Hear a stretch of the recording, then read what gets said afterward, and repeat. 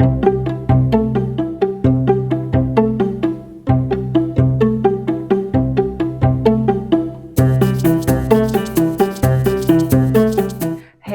there, welcome to Very Vegan with Terry. I'm Terry. I'm so glad you're here. Welcome if you are new. Today I'm going to show you how to do baked onion rings.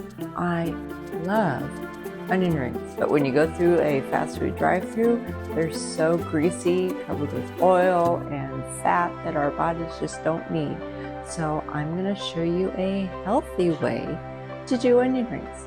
We are going to start our onion rings with, of course, onions. We have red onions, which I have sliced and then separated into rings. The red onions have a little slightly sweeter flavor than yellow onions. Of course, you can use your preference. Just know that this recipe is designed around red onions, so the spices are going to complement the flavors in the onion. Okay, we're going to start with 2/3 of a cup of oat flour, a 1/4 cup of chickpea flour. Chickpea flour is from garbanzo beans. They're dried and they're pulsed into a flour. So that's a 1/4 cup. A cup of almond milk or unsweetened plant milk, whichever you prefer, and a teaspoon of rice vinegar. And we're just gonna mix that up, get it well blended.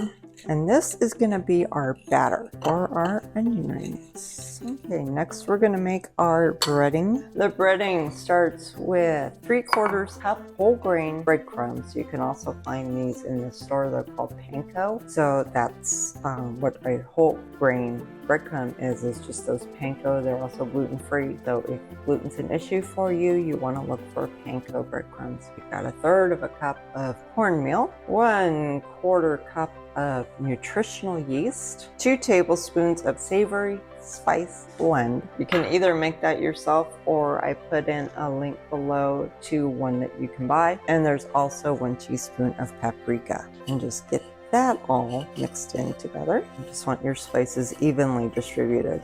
All right, you'll want a parchment paper lined baking sheet, and just take your onion ring, dip it in the batter so it's well coated, stick it in the breading, get that well coated.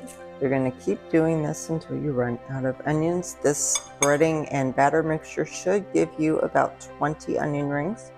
All right, these are going to go into a 425-degree oven. You're going to bake them for 10 minutes, flip them over and give them another 10 minutes, and then enjoy.